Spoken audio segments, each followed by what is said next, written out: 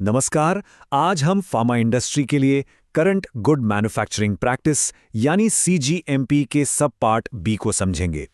ये हिस्सा इस बात पर फोकस करता है कि किसी भी प्रोडक्ट की क्वालिटी तय करने में उस संगठन और वहां काम करने वाले लोगों का कितना बड़ा रोल होता है। तो आज हम क्या क्या देखने वाले हैं। हम सबसे पहले सब पार्ट बी के बेसिक प्रिंसिपल को समझेंगे, फिर इसमें आने वाले हर जरूरी एरिया पर बात करेंगे और आखिर में देखेंगे कि इंस्पेक्शन के दौरान होने वाली आम गलतियों से कैसे बचा जा सकता है। ठीक है, तो चलिए शुरू करते हैं पहले सेक्शन से और समझते हैं कि ये रेगुलेशन इतना जरूरी आखिर है क्यों।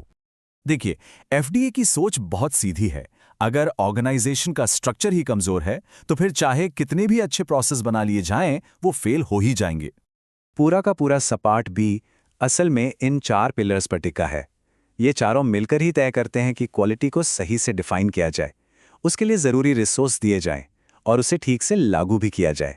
चलिए अब बात करते हैं क्वालिटी कंट्रोल यूनिट यानी क्यूसीयू की। एफडीए के लिए ये किसी भी क्वालिटी सिस्टम की रीढ़ की हड्डी की तरह है। नियम कहते हैं कि हर कंपनी के पास एक क्यूसीयू होनी चाहिए, एक ऐसी यूनिट जिसके पास क्वालिटी से जुड़े फैसले लेने का पूरा पूरा अधिकार हो। अब यहाँ एक बहुत ही दिलचस्प बात है। एफडीए इस पर बहुत जोर देता है कि क्यूसीओ को प्रोडक्शन के दबाव से बिल्कुल आज़ाद होकर काम करना चाहिए। क्यूसीयू का जो अधिकार है उसका दायरा बहुत बड़ा है। इसमें कच्चे माल की जांच से लेकर लैब टेस्टिंग और यहां तक कि फाइनल लिखित प्रोसीजर तक सब कुछ आ जाता है। और यहीं से हम अगले ज़रूरी पॉइंट पर आते हैं, ये कि जो लोग काम कर रहे हैं उनका क्वालिफाइड होना सबसे ज़्यादा ज़रूरी है। रेगुलेशंस के मुताबिक ये काफ़ी नहीं कि कोई क्वालिफाइड है, इसे बाकायदा साबित करना पड़ता है और उसका प्रॉपर डॉक्यूमेंटेशन भी ज़रूरी है।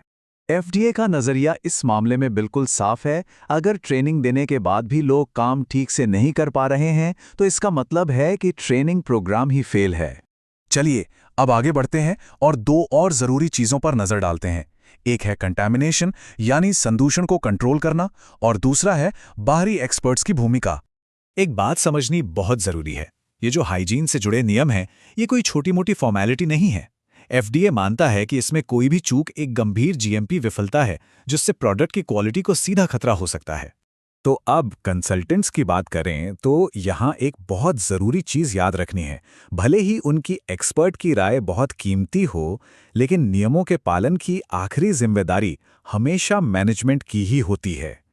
अब देखते हैं कि असल में ये नियम कैसे लागू होते हैं और वो कौन सी आम गलतियां हैं जिनकी वजह से कंपनियों को एफडीए से नोटिस मिल जाते हैं।